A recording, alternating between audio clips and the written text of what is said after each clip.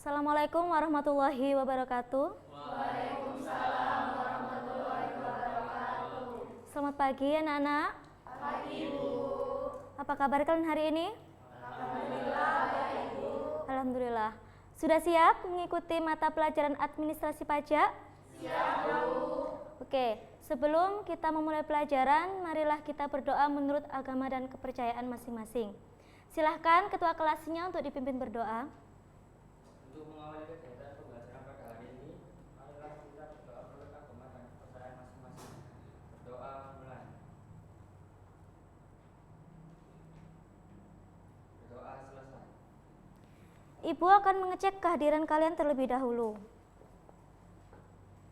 Fadila, Darlin, Carolina, Bunga, Lady, Sri, Fasran, Dwi Nopita, Yuke, Bagas, Rimba. Oke, masuk semua ya. Loh, pagi-pagi kok sudah lemes, nggak semangat? Oke, untuk membangkitkan semangat kalian, Ibu ada satu games yang menarik. Jadi Ibu punya 3 batang korek api.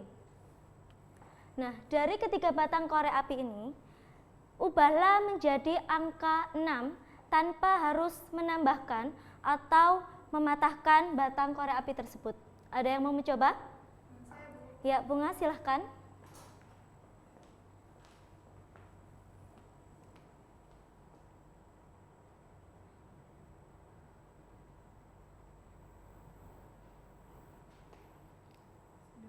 Wah, sayang sekali masih kurang tepat ya.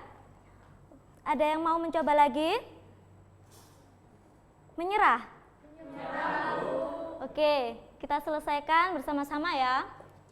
Sesuatu yang terlihat sulit sebenarnya mudah kita selesaikan apabila kita mau berusaha dan juga pantang menyerah. Nah, jadi angka 6 kan? Sama seperti administrasi perpajakan ini. Jika kalian berpikiran kalau administrasi pajak ini sulit, maka hal tersebut akan mempengaruhi diri kalian menjadi malas. Nah, jadi sama seperti korek api ini. Awalnya terlihat sulit kan? Tapi jika kita bisa berpikir sederhana, maka akan dengan mudah untuk terselesaikan. Oke, gimana? Masih semangat? Masih. Ya. Ibu mau bertanya. Di sini ada yang pernah dimintai tolong oleh orang tuanya untuk membayarkan pajak? Saya Bu, bayar Ya. PBB. Ya, bagus. Ada yang lain? Saya biasanya ikut ayah saya membayar pajak kendaraan. Ya, berarti kalian semua masih ingat ya tentang mata pelajaran minggu lalu, yaitu tentang jenis-jenis perpajakan? Masih ingat? Oke, pinter-pinter semuanya. Jika kemarin kita belajar tentang jenis-jenis perpajakan, maka hari ini kita akan belajar mengenai materi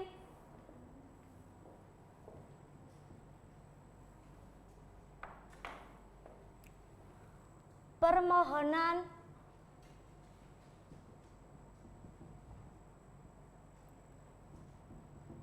nomor pokok wajib pajak atau NPWP. Terdapat 2 kompetensi dasar yang harus kalian kuasai. Yang pertama adalah menerapkan permohonan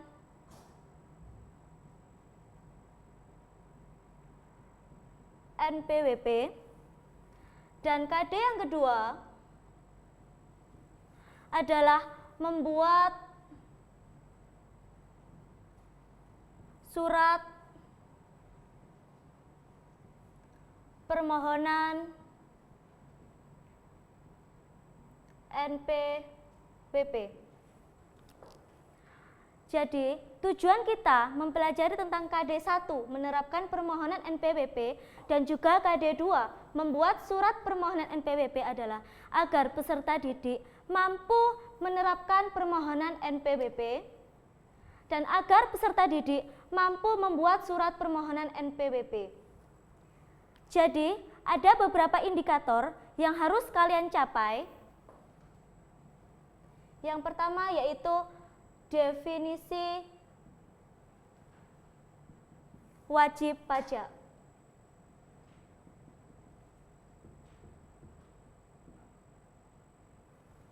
Yang kedua yaitu hak dan kewajiban wajib pajak.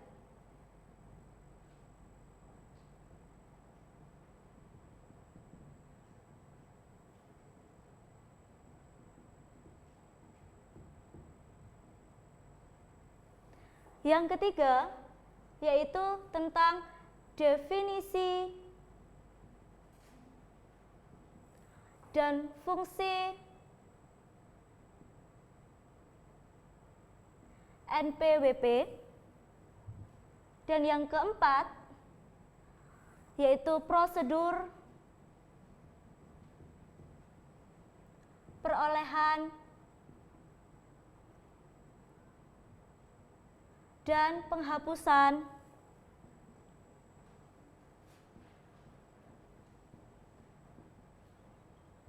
NPWP. Jadi, untuk agar pelajaran kita lebih menyenangkan, Ibu akan membentuk kalian menjadi berpasangan ketika Ibu selesai menerangkan materi ini. Nah, nanti kalian akan berdiskusi dengan pasangan kalian dan juga presentasi. Jadi Ibu harap sampai pada jam pelajaran ini berakhir, kalian masih tetap semangat, fokus dan juga menyimak baik-baik materi yang akan Ibu sampaikan. Siap? Siap. Nah, anak-anak, di awal tadi kan Ibu sudah sempat bertanya kepada kalian, apakah kalian pernah dimintai tolong orang tua kalian membayar pajak? Jawabannya pernah kan ya? Nah, sekarang Ibu tanya, apakah itu rutin dilakukan? Setahun sekali, Bu. Oh ya, bagus. Itu berarti orang tua kalian merupakan warga negara yang baik karena taat dalam membayar pajak. Nah, anak-anak, orang tua kalian itu disebut sebagai wajib pajak. Wajib pajak ialah orang pribadi atau badan yang meliputi pembayar pajak, pemungut pajak, dan pemotong pajak yang memiliki hak dan kewajiban perpajakan sesuai dengan peraturan perundang-undangan perpajakan. Nah, hak dan kewajiban yang dimaksud di sini ada banyak, tapi di sini Ibu akan menerangkan beberapa saja, selebihnya kalian bisa baca di buku, modul, ataupun dari sumber lain. Yang pertama dari hak dulu ya. Hak wajib pajak yang pertama ada hak atas kelebihan pembayaran. Jadi, apabila wajib pajak merasa bahwa jumlah yang dibayarkan atau kredit pajaknya lebih besar daripada jumlah yang terutang, maka wajib pajak tersebut berhak atas kelebihan pembayarannya. Yang kedua, ada hak untuk mengajukan keberatan, banding, atau gugatan serta peninjauan kembali. Hak dimaksud keberatan di sini berarti apabila wajib pajak tersebut dia merasa jumlahnya rugi, jumlah pajaknya ataupun pemotongan pemungutan pajaknya tidak sesuai dengan sebagaimana mestinya, maka dia berhak untuk mengajukan keberatan. Yang mana keberatan di sini hanya untuk beberapa kondisi saja. Yang pertama, surat ketetapan pajak lebih bayar. Untuk surat ketetapan pajak kurang bayar, surat ketetapan pajak kurang bayar tambahan, surat ketetapan pajak nihil, dan juga apabila ada pihak ketiga yang melakukan pemotongan atau pemungutan pajak sesuai dengan peraturan Dirjen Pajak. Nah, itu tadi adalah hak wajib pajaknya. Ada juga dia juga memperoleh hak kerahasiaan wajib pajak. Ini berarti dia berhak mendapat rahasia atas identitas ataupun kekayaan yang dilaporkan sewaktu dia mendaftarkan diri sebagai wajib pajaknya. Nanti selebihnya bisa dibaca di buku modul, ada beberapa hak. Seperti hak untuk pengurangan PPh pasal 25, PPh pasal 25 ini tentang angsuran ya. Nanti kita akan bahas lebih jauh di pertemuan berikutnya. Nah, kita ke kewajiban. Selain memiliki hak, wajib pajak juga memiliki kewajiban yang harus ditunaikan. Yang pertama ada kewajiban mendaftarkan diri.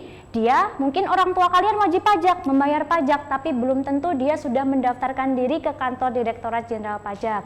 Buktinya kalau sudah mendaftarkan diri adalah mempunyai suatu identitas yang disebut dengan NPWP atau nomor pokok wajib pajak yang akan kita bahas hari ini. Ada juga kewajiban pembayaran pajak seperti yang sudah orang tua kalian rutin lakukan.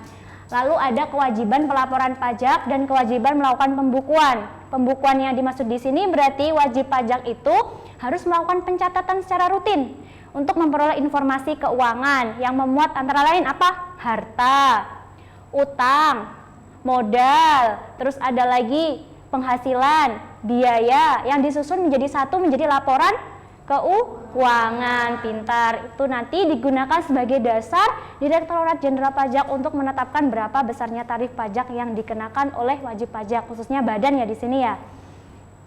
Nah, ada beberapa kewajiban nanti bisa dilihat sendiri. Kewajiban melaporkan juga. Nah, anak-anak dalam administrasi pajak itu ada suatu identitas yang digunakan. Itu namanya NPWP, nomor pokok wajib pajak. Di mana nomor pokok wajib pajak di sini adalah nomor yang diberikan kepada wajib pajak dalam sarana administrasi perpajakan. Gunanya untuk mengawasi administrasi perpajakannya dan juga dalam sebagai identitas mengenal dia melaksanakan hak dan kewajiban atau tidak. Itu ya. Ini formatnya bisa dilihat. Nah, contoh format NPWP ya. Yang terdiri dari 15 digit kode. Yang 9 pertama digit ini adalah kode wajib pajak. Dan yang digit terakhirnya 6 adalah itu apa? Kode administrasi. Dimulai dari yang 2 kode pertama. 2 kode pertama ini adalah kode jenis wajib pajaknya. Apakah orang pribadi, badan, bentuk usaha tetap atau yang lainnya. Yang ini 6. Ini 6 digit ini adalah kode nomor urut wajib pajaknya. Dan yang satu kode di sini adalah kode pengecekan atau digit pengecekan. Yang 3 digit ini di sini adalah kode pemungut pajak. Dan yang 3 terakhir adalah kode kantor pusat ataupun kantor cabangnya. Jadi, apabila kalian menemui 3 digit terakhir 0, ini berarti adalah kode kantor pusat, gitu ya. Sudah paham di sini? Paham. Ya, lanjut kita ya. Nah, NPWP itu mempunyai 2 fungsi sesuai dengan yang ada di pengertiannya tadi. Fungsi yang pertama sebagai tanda pengenal seperti KTP, itu kan sebagai tanda pengenal, tapi kalau NPWP adalah tanda pengenal bagi wajib pajak. Dan yang kedua adalah untuk menjaga ketertiban dalam pembayaran. Kalau sudah ada identitas berarti kita akan mudah untuk mengetahui dia rutin bayar pajak atau tidak. Dan dalam pengawasan administrasi perpajakan. Sekarang ibu tanya, adakah orang tua kalian sudah punya NPWP? Sudah, Bu. Sudah? Siapa? Ayahnya? Iya. Oh ya, ayahnya. Oke. Tapi belum tahu kan ya cara memperolehnya? Belum. Oke. Sekarang ibu akan menerangkan dan minta bantuan satu orang untuk kesini. Saya. Ya.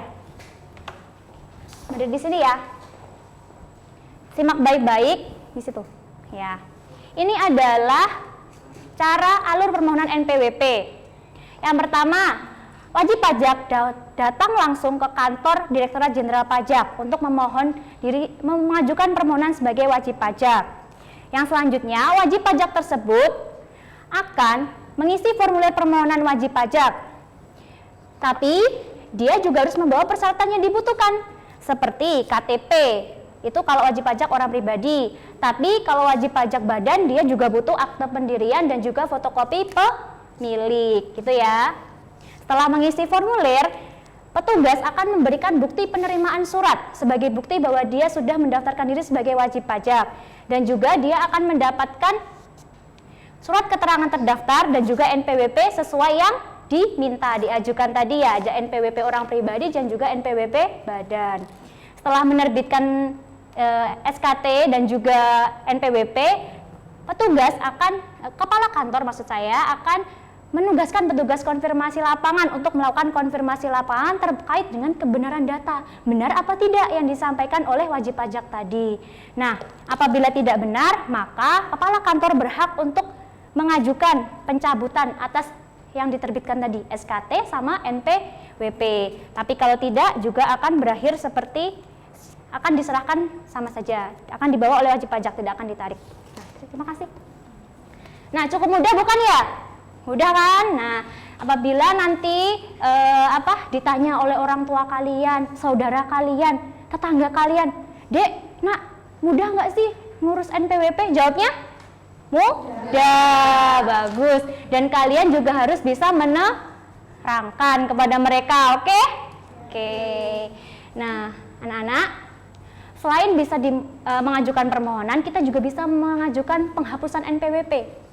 Nah, syaratnya yang satu, wajib pajak harus mendatangi formulir permohonan. Ini yang prosedur tadi ya, sudah Ibu terangkan melalui pop-up book. Selanjutnya adalah prosedur penghapusan. Yang pertama, wajib pajak mengajukan sendiri permohonan penghapusan NPWP-nya. Nah, atau melalui ahli waris. Yang kedua, apabila wajib pajak dilikuidasi, ini wajib pajak badan ya. Jadi apabila dia dilikuidasi, otomatis NPWP-nya hapus ya. Yang ketiga, wanita yang sebelumnya telah memiliki NPWP dan menikah dengan seorang laki-laki yang sudah terdaftar sebagai wajib pajak, maka itu akan terhapuskan NPWP-nya si wanita. Yang keempat, wajib pajak bentuk usaha tetap sudah tidak menjalankan usahanya lagi di Indonesia, maka NPWP-nya bisa dihapus. Dan yang terakhir, memang dianggap perlu oleh Dirjen Pajak untuk dihapuskan NPWP-nya. Nah, itu tadi cara penghapusannya.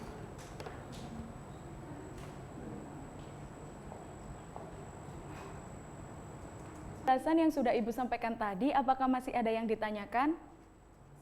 Oh iya, Fasrin. Saya belum jelas mengenai penghapusan NPWP dikarenakan suami dari wanita yang ber-NPWP itu tersebut telah terdaftar sebagai wajib pajak. Itu gimana? Nah, pertanyaan yang bagus sekali. Ibu akan menggambarkan melalui skema ya. Jadi misalnya ada seorang wanita yang belum menikah,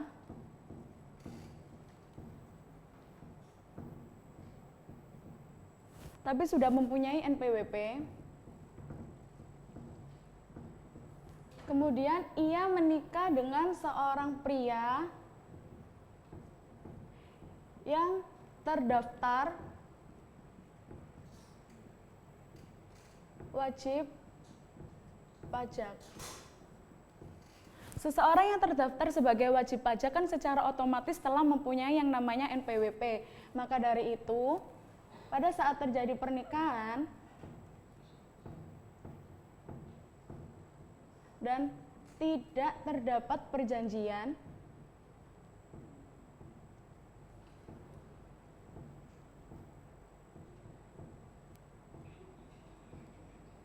pemisahan harta ataupun penghasilan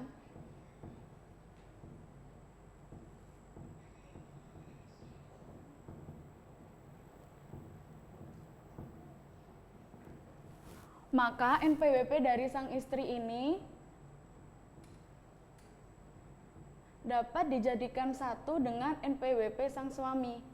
Jadi cukup dengan satu NPWP saja.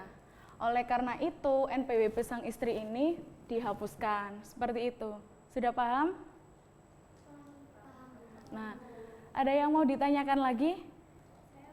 Ya? Bu, apa yang dimaksud dengan hak wajib pajak untuk mengajukan keberatan? Nah, pertanyaan yang sangat bagus sekali. Ada yang bisa bantu Ibu nggak untuk menjawab pertanyaan dari teman kalian? Sri? Fasrin? Ya, ada yang bisa bantu nggak? Saya, Ya, Fasrin? keberatan yang dimaksud adalah bahwa jumlah rugi, jumlah pajak pemotongan atau pemungutan pajak tidak sebagaimana mestinya. Nah, tepat sekali jawaban yang dikatakan oleh Fasrin. Namun Ibu akan menyempurnakan jawabannya lagi ya. Jadi seorang wajib pajak itu mempunyai suatu hak untuk mengajukan keberatan atas pajak yang dirasa tidak sama dengan kenyataannya. Maka dari itu, namun dalam hal ini wajib pajak hanya diperbolehkan mengajukan keberatannya kepada Dirjen Pajak mengenai suatu hal. Yang pertama, surat ketetapan pajak kurang bayar. Yang kedua, mengenai surat ketetapan pajak kurang bayar tambahan. Yang ketiga, mengenai surat ketetapan pajak nihil. yang keempat mengenai surat ketetapan pajak lebih bayar, dan yang terakhir mengenai pemotongan atau pemungutan oleh pihak ketiga berdasarkan peraturan perundang-undangan perpajakan. Jadi seperti itu ya, ada 5 hal yang dibolehkan untuk mengajukan keberatan. Bisa dipahami? Bisa ya? Saya rasa kalian sudah paham. Sekarang giliran saya untuk mengajukan pertanyaan kepada kalian. NPWP itu kan merupakan kartu yang harus dimiliki oleh seorang wajib pajak. Nah, menurut kalian, fungsi dari NPWP itu apa sih? Ya? Benar sekali. Ada yang mau menambahkan? Ya? Untuk menjaga ketertiban dalam pembayaran pajak dan dalam pengawasan administrasi pajak. Nah, beri tepuk tangan dulu untuk teman-teman kalian yang sudah berani menjawab ya.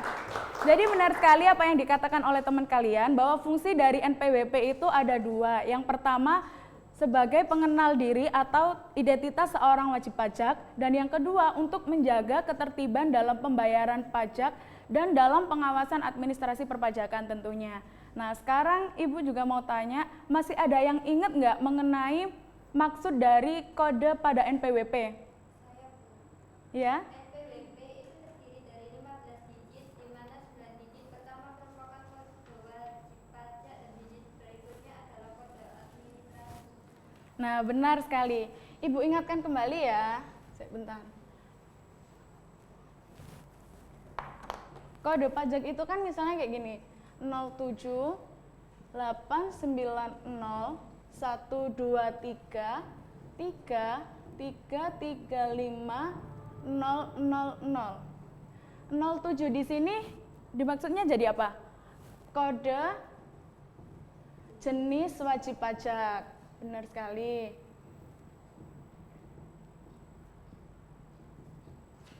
Untuk 890 123 nomor urut, ya betul sekali.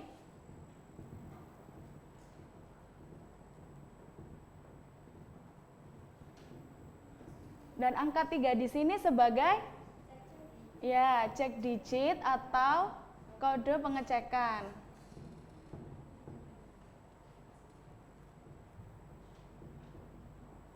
Untuk angka 335 di sini,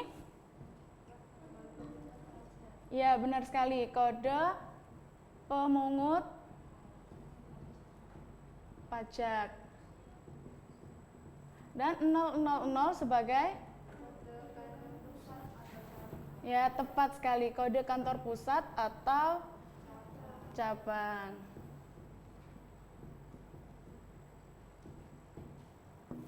Nah, dari pertanyaan-pertanyaan yang sudah Ibu ajukan, kelihatannya kalian sudah sangat paham ya mengenai materi permohonan NPWP kali ini. Ya, beri tepuk tangan dulu buat kalian.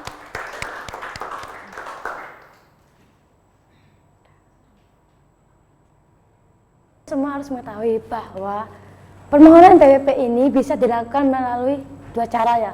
Yang pertama, bisa datang langsung ke kantor Dirjen Pajak atau dikenal dengan cara konvensional. Dan yang kedua itu melalui sistem e-registration atau secara online. Nah, tadi kan Ibu telah menjelaskan bagaimana alur permohonan PWP secara konvensional. Nah, maka dari itu sekarang Ibu tugaskan kalian untuk mencari tahu bagaimana alur dari permohonan NPWP secara online. Kalian bisa mencari informasi tersebut melalui buku dan handout yang kalian pegang, atau bisa mencari informasi tersebut melalui Google apabila dibutuhkan. Nah, oke. Ibu kasih waktu 2 menit ya untuk mencari informasi tersebut. Nah, dan jangan lupa jawaban itu kalian tulis di bukunya ya.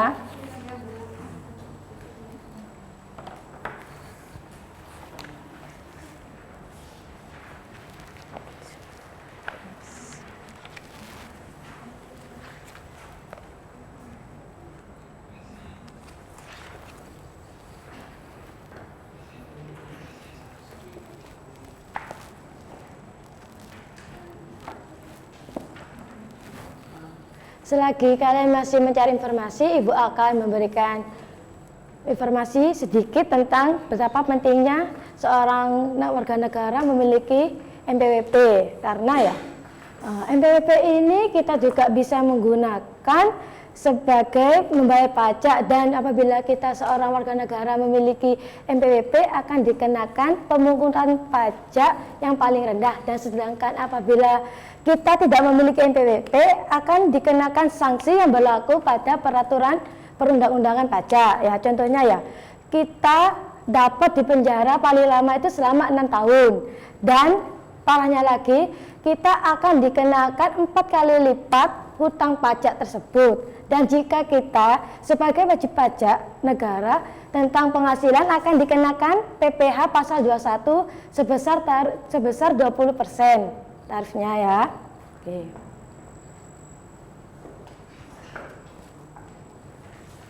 Bagaimana? Apakah kesulitan? Oke. Bagaimana Darlin? Apakah ada kesulitan? Oke.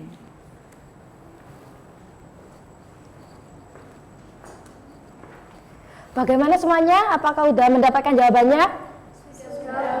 Oke. Nah, bagus. Setelah itu kalian mendiskusikan jawaban kalian dengan teman sebangku kalian ya, berpasangan. Jadi duduknya berhadapan-hadapan, oke? Ya, Ibu kasih waktu 2 menit ya.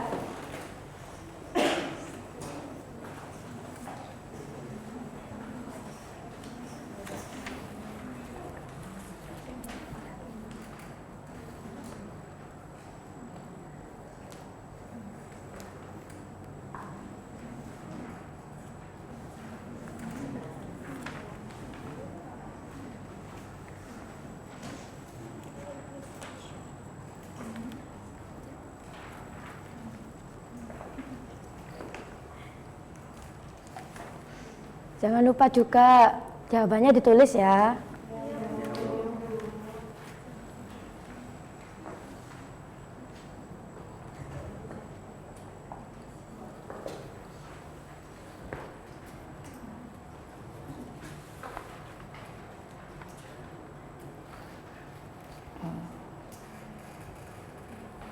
Pada saat diskusi ini kalian harus menyamakan pendapat dari informasi yang tadi kalian mencari masing-masing ya. Nah, apabila kalian masih belum menyamakan pendapat, Ibu sarankan lagi untuk mencari informasi yang lebih relevan dengan mencari benang merahnya saja biar kalian bisa menyamakan pendapat. Oke?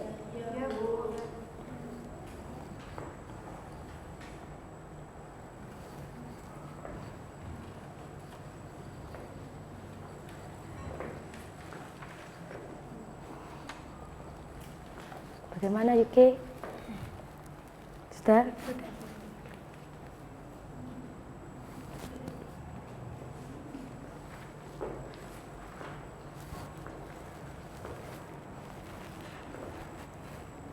Bagaimana? Pasren? Belum?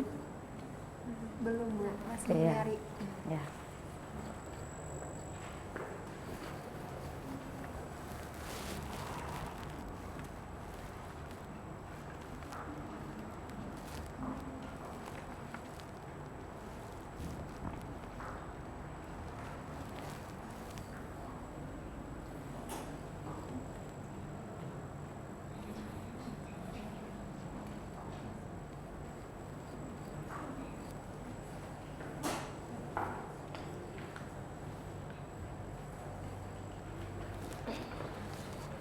Bagaimana semua anak-anak? Sudah? Sudah. Oke, kalau itu sekarang Ibu minta tolong salah satu kelompok untuk mempresentasikan hasil diskusi kalian ke depan. Siapa yang mau? Ayo, oke, Darlin sama Dwi.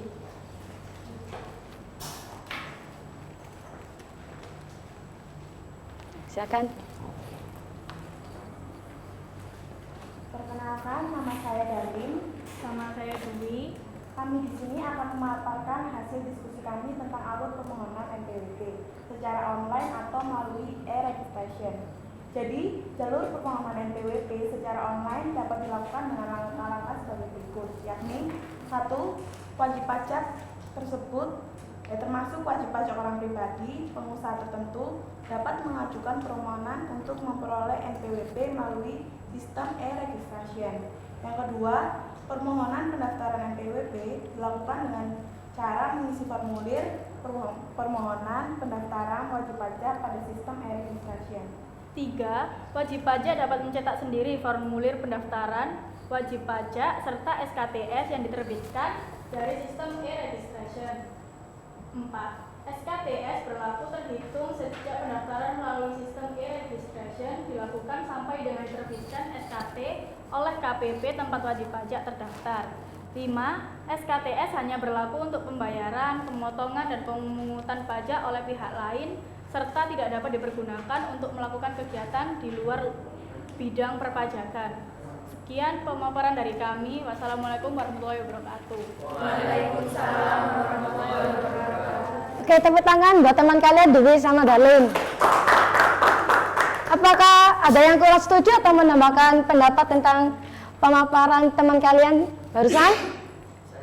Oke, langsung saja. Ya, jadi ketika melakukan permohonan NPWP secara online melalui sistem e-registration, selain mengisi formulir permohonan pendaftaran NPWP, wajib pajak juga harus mengupload dokumen pendukung seperti KTP dan juga akta pendirian perusahaan. Oke, benar sekali. Jadi kamu semua anak-anak harus menambahkan jawaban dari Bagas ya. Karena e-registrasi itu bukan saja untuk mengisi formulir, tapi juga harus mengupload formulir itu dengan syarat-syarat dokumen yang lainnya seperti KTP atau akta pendirian perusahaan.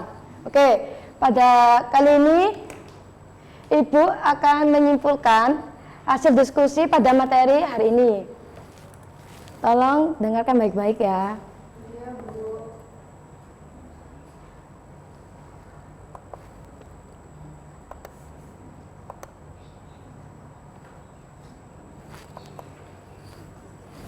Oke, bentar.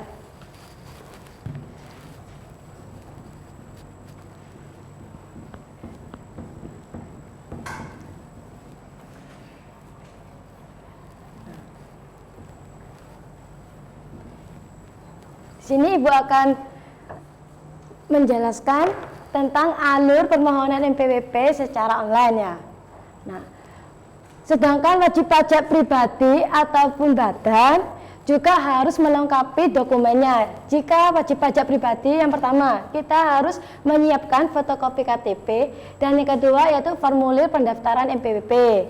Dan sedangkan wajib pajak badan kita harus melengkapi dokumen akte pendirian, KTP, dan formulir pendaftaran NPWP. Nah, dokumen ini nanti kita harus upload pada web http://rek.pajak.go.id dengan bentuk soft copy atau scan, bisa bentuk PDF ataupun lainnya. Setelah itu kita harus menunggu penerbitan BPS dari KPP, dan jika semua data-data itu sudah benar akan mendapatkan NPWP dan SKT melalui pos yang tercatat di alamat wajib pajak. Dan sedangkan jika tidak ada NPWP dan SKT yang dikirimkan oleh pos, maka data yang kita isi itu tidak sesuai dengan orang pajak yang survei pada lapangan. Sehingga jika kita benar-benar ingin mendapatkan NPWP, kita harus mengisi data tersebut dengan tepat dan benar. Nah,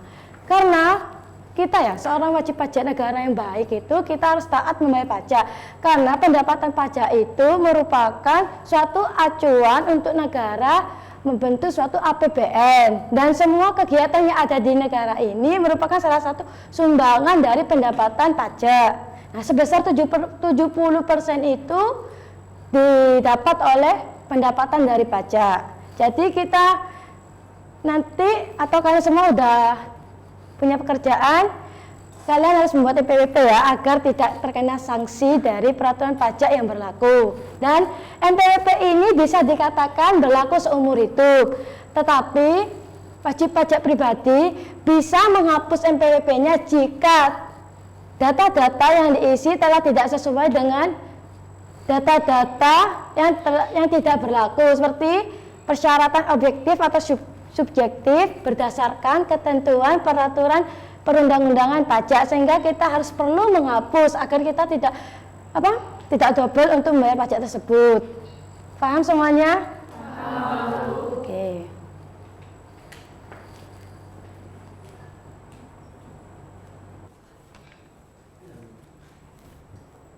Sudah.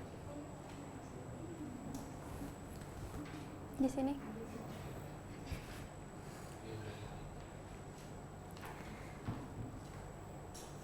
Baik anak-anak, diskusinya telah selesai. Silahkan merapikan tempat duduk kalian dan mulai menghadap ke depan lagi ya. Nah, anak-anak, pelajaran hari ini adalah mengenai pengertian dari wajib pajak serta hak dan kewajiban dari wajib pajak sendiri. Selain itu, kita juga sudah belajar mengenai definisi dari NPWP beserta fungsi dari NPWP, terus prosedur permohonan dari NPWP, baik itu secara konvensional maupun secara e-registration, serta penghapusannya juga. Nah, anak-anak, ketika kalian sudah menjadi wajib pajak, tentunya kalian harus memiliki NPWP. Pemerintah melalui Dirjen Pajak sudah mengembangkan sistem permohonan NPWP secara online. Tujuannya untuk apa? Tujuannya adalah untuk mempermudah para wajib pajak untuk memperoleh NPWP sendiri. Nah, Ibu rasa kalian sudah paham mengenai materi hari ini dan Ibu akan memberikan pertanyaan. Barang siapa yang bisa menjawab pertanyaan dari Ibu, silakan mengacungkan tangan terlebih dahulu. Setuju? Setuju. Oke. Simak baik-baik pertanyaan dari Ibu ya. Apa definisi dari NPWP? Serta apa fungsi dari definisi dari NPWP serta apa fungsi dari NPWP sendiri bagi wajib pajak? Siapa yang bisa menjawab? Angkat tangan. Ya, silakan. NPWP adalah nomor yang diberikan kepada wajib pajak sebagai sarana dalam administrasi perpajakan yang dipergunakan sebagai tanda pengenal diri atau identitas wajib pajak dalam melaksanakan hak dan kewajiban perpajakan. Ya. Ada yang bisa menjelaskan fungsi dari NPWP? Ya, silakan Sri. Fungsinya adalah sebagai tanda pengenal diri atau identitas wajib pajak serta untuk menjaga ketertiban dan dalam pembayaran pajak dan dalam pengawasan administrasi perpajakan. Ya, bagus sekali jawaban dari teman-teman kalian. Jadi materi hari ini Ibu rasa sudah cukup dan Ibu rasa sudah paham semua tentang materi hari ini. Untuk ketua kelas silahkan nanti tugas diskusinya untuk dikumpulkan di meja Bu Guru ya. Ya, jangan lupa juga besok materi kita mengenai permohonan nomor pengukuhan pengusaha kena pajak. Silakan kalian belajar mengenai materi tersebut di rumah, dipelajari dulu sebelum kita melaju ke materi tersebut. Setuju? Setuju. Nah, ya. Ibu rasa semuanya hari ini sangat bersemangat sekali ya. Ya. Dan Ibu harap semangat kalian tidak hanya pada mata pelajaran kali ini saja, tetapi kalian tetap bersemangat pada mata pelajaran yang lainnya. Sepakat? Sepakat. Ya, mantap.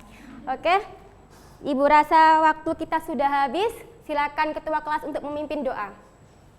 Untuk mengakhiri pelajaran pembelajaran pada hari ini, marilah kita berdoa menurut agama dan keyakinan masing-masing. Doa mulai.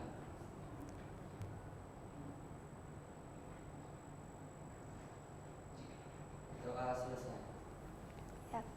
Ibu tutup pembelajaran pada pagi hari ini. Semoga bermanfaat dan wassalamualaikum warahmatullahi wabarakatuh. Waalaikumsalam.